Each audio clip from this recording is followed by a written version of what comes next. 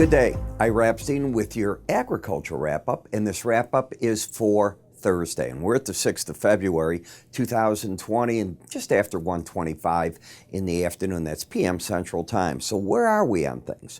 Well, China made an announcement today that they're going to lower tariffs on a certain amount of goods. There's actually about nearly 1,800 goods that they're lowering it on. It goes everything from energy markets to the meat markets to some of the grains. Now, hogs went limit up. My guess is that's part of what they're buying. You didn't see too much of a move, though, in the cotton market. You didn't see very much of a move today in the soybeans, if that's the case. But these things take time to work through the channel. And why would March beans catch on fire right here? First off, the ports are all closed. So I don't know that that's the months that will benefit the most. But when I looked at the far back months, I didn't see that either, where they were catching on fire. When we look at stock indices, it's the never-ending run to the upside, although the Russell is starting to pull away from this run that we're seeing in the NASDAQ, the Dow, and the S&P. The dollar remains king because we're the best suited to handle the coronavirus situation in the world. And on the energy market, it's a very, very mixed bag as to what's going on here. A little bit of up and down. Nat gas still has problems, even though they had a draw today of about 137 billion cubic feet. It's not a big number yet. And as each day goes by, we're getting closer to the point where, winter comes to an end. So when we look at soybeans, the interesting thing to me is from this last break low that we had, and this is a close-only chart, keep that in the back of your mind, we got into this area here in the 880s, and it just doesn't seem like the market wants to add to that part. It's not bullish what I'm thinking, but it's also not bearish. The bias is down because I consider bias down if the market closes under the 18-week average of closes, and bias up if it's over that number. I use it really as a filter to see what the other parts of the market are doing, since trading off a weekly chart's not the easiest thing. What we do have is a consolidation phase, and you can see how the market is just starting to churn itself right in this area through here. So just below the 870 to yesterday's high, not today's high, but yesterday's high was 888. The market seems to be churning. Now, if it can clear that 888, it'll be interesting. Let me show you why. This is called a swing line, and this is the same chart. I don't have the brown lines on it. What you have on this chart is where the breakout occurred. We were talking about that when it occurred, and the market has come down, and now I'm starting to think about the word consolidation. As I'm looking at the swing lines, the swing line always looks at the previous day to decide where the line is drawn. That's why it's called a swing. I created the study, so I pretty well know what it does. And it looks at a series of days. It's going to look to see is the day current day, an inside trading day, a higher high day, a lower low day, an outside day up or down. I have a very set circumstance of rules. You can get one of these patterns where you get a strange looking day from an outside day up or down, but when we get it, I'll point it out to you.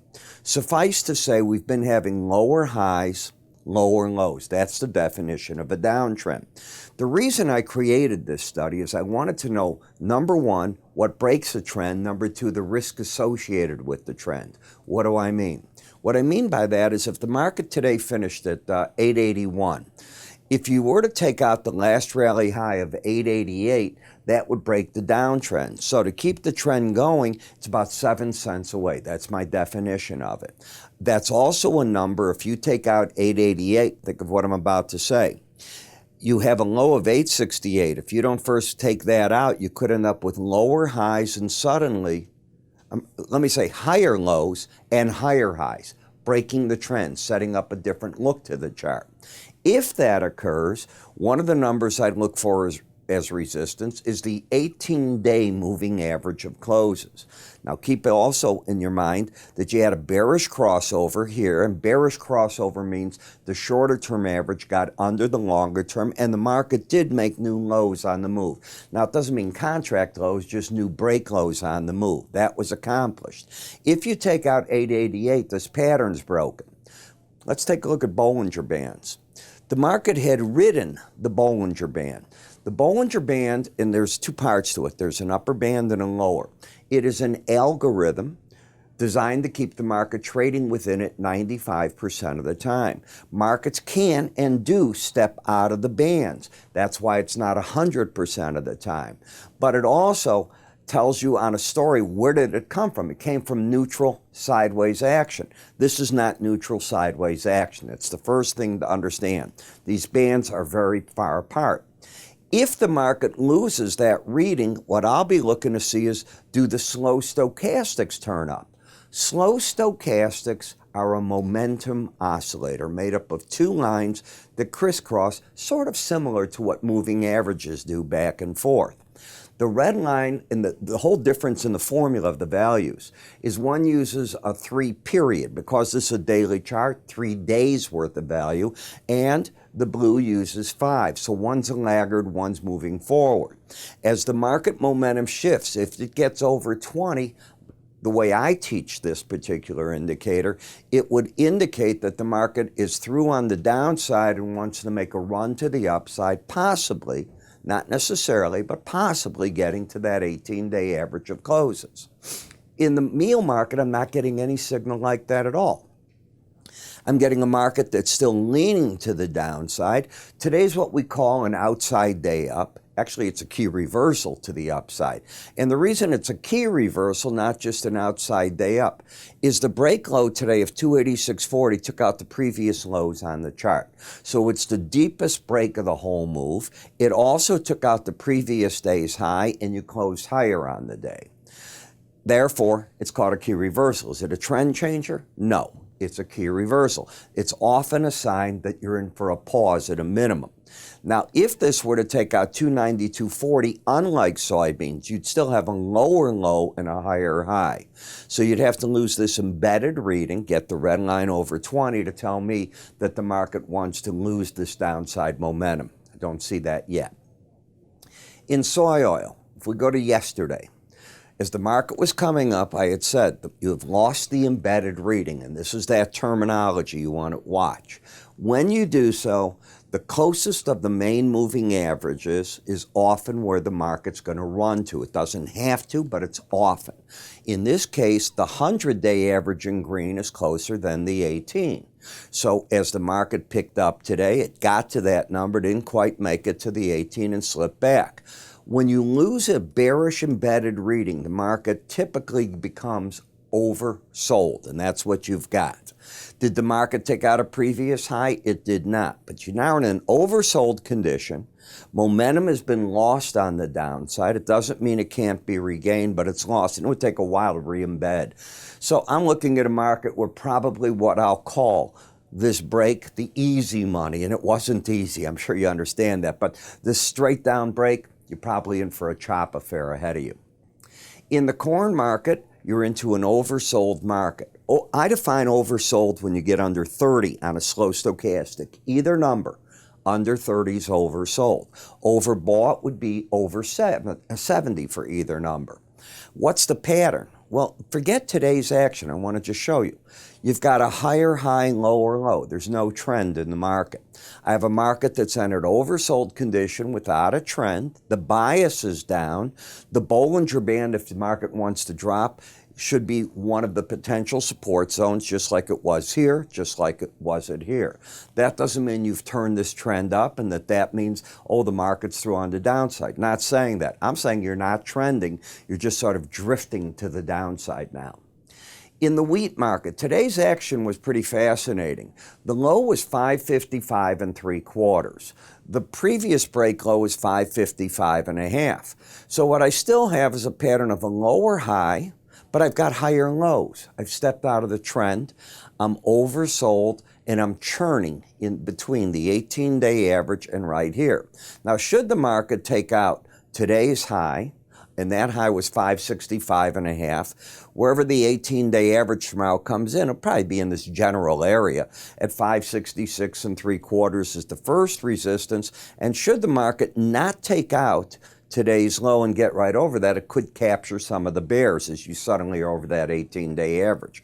In plain English, I'm not seeing a lot of opportunity yet either side.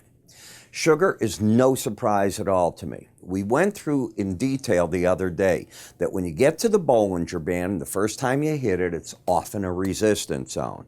Supports often seen at the 18-day average of closes. I call that the line in the sand because markets that get up often like to return to that price to see what they're doing. Markets that get down sometimes come back and play at that zone. And then from there it'll move away. But you first got to have a neutral area. Can it just slice through to the upside or downside? Folks, on a chart anything's possible. But as a chartist, you're looking for the better probability, not the worst probabilities. So if you break from there, maybe you get back to that 18-day average and the market regroups. What else? We have a market that's overbought. Do you remember what I just said? As long as one of the numbers of the momentum index of slow stochastic is over 70, it's overbought. You're overbought. So I don't think the pros are going to support an overbought market, but that doesn't mean that the 18-day average might not act as support, and that's where you went. This brings up an interesting point. I have somebody wrote me on YouTube, and they said, well, gee, these particular videos are after the fact. Duh. They're supposed to be after the fact. The morning agriculture video is where it's 5:30 in the morning. I'm telling you what I think is going to happen for today. This video is showing you, prepping you for the next day's trade in the bigger picture. But come on, that's what the morning subscriber video is. I do a spider ETF video on stocks. I put that out typically around 4 in the afternoon. What time did the stocks open? 8:30 in the morning. So that's meant for that morning's trade. I hope it makes sense to you. Okay, but if you're trying to get what I think for the current day is going to happen, become a subscriber. That's how you're going to see it. I'm not giving it away. You can count on it. So in the sugar, you pulled back to the 18-day average of closes. Okay, so now we've worked out, past tense, neither number's over 70. You're out of that situation. The Bollinger Bands are narrowing in. The trend is up. The bias is up. If the market takes out 1442, you'd go into a neutral pattern because you'd have a higher high and a lower low. So this is where the bulls have to make their stand as far as I'm concerned. In the coffee market, suddenly, notice how this market had been hugging the Bollinger Band, came down to it, and it's moving away from it. After this big of a break, and I said it to you probably for a week now, there's charts I walk away from because where do you put a stop if you're wrong? I mean, if they say tomorrow that over the weekend, they're going to open up the cities again, they're going to let people out in some of the cities, they've gone through 14 days. Well, you think there's not going to be coffee demand and the coffee shops reopening? I won't play that game. It's in a downtrend. Until you lose the embedded reading, I am not in the camp that is looking for a big up. Lose that reading, and I am. This is a bear chart still. In the cocoa market, we thought the market today had to resolve itself one way or the other. You can even look at yesterday's video. Lower highs, higher lows. Which way?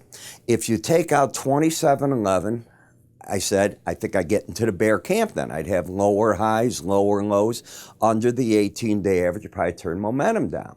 If you're going to join the bull camp, you got to get over 28.26. And I probably said something along the line. I'm a little concerned because this Bollinger Band's dropping. How much gain can you have in there? But going home, the market, bias up, trend up, or questionable trend. Both answers are correct. The legacy is not clear. So I'm waiting to see today. And today you took out that high. So now I'm looking for the upper Bollinger Band, but I'm already overbought. So I'm going to stick with what I said yesterday. The upside, I think, has limited potential, but the chart is bullish. In the cotton market, you have a market that, if we take a look, it is just plain oversold. It's not embedded. Embedded requires 3 days in a row where the blue and the red line are under 20. You had 1 there, 2 there, and now we'll see if you can have the third one tomorrow. Should this market decide to take out 68.42, it would be a sign to me as a chartist that this pattern of lower highs and lower lows has been broken. If you didn't take out 66.75, you could have higher lows, higher highs. You'd need a close over 69.48 to be joining the bull camp, but at that point from today's low, you're already 100 points away. That's quite a bit of risk. Keep your eye on this. If you see the momentum turning up and you're over 68.42, it's a good sign that the market is going into a minimum of a pause. Maybe this is one of the markets that benefits from China coming back to economic life and wanting to get the factories going again.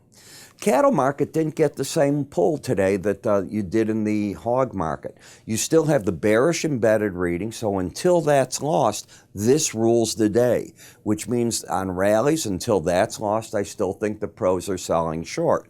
Now, what's also happening is you're not getting down towards the Bollinger Band. You're in a churn right here. I'm not comfortable with it, but I give the bears the nudge.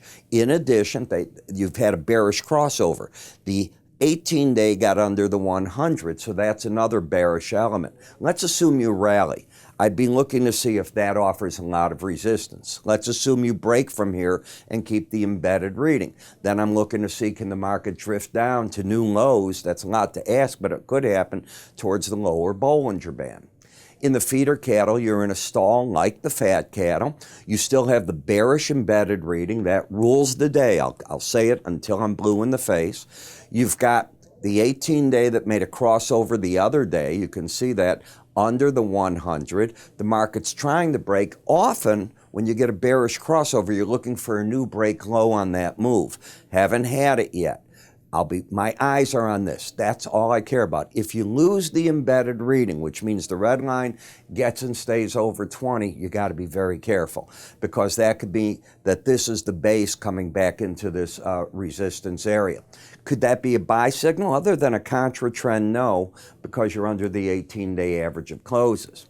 In the hog market, limit up close today. Now, the synthetics, when I wrote my morning letter, you were about 80 higher than the 300-point limit, because you can look at options to see where they're telling you synthetically where traders are putting on synthetic long or synthetic short futures by using options.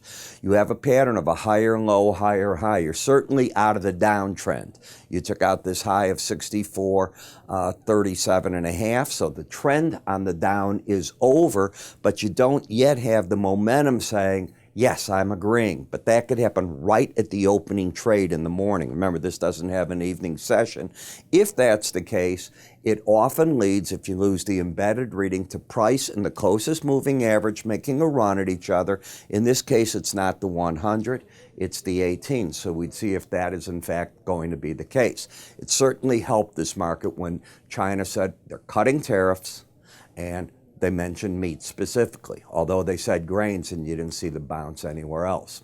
You know, if you like all these numbers, I make them easy in my charting course.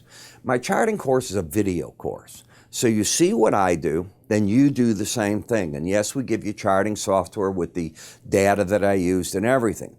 Then in the morning, you join us on our subscriber video, because it's there that I reinforce each one of the steps you're seeing here, and I make sure you learn it.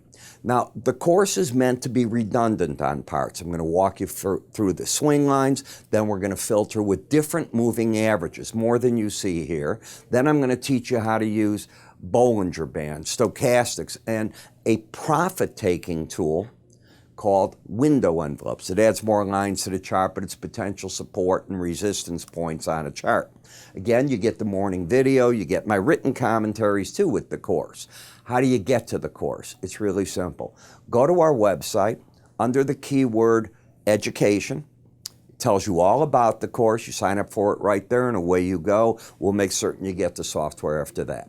I'm Ira Epstein. Thanks for watching, and I'll see you tomorrow.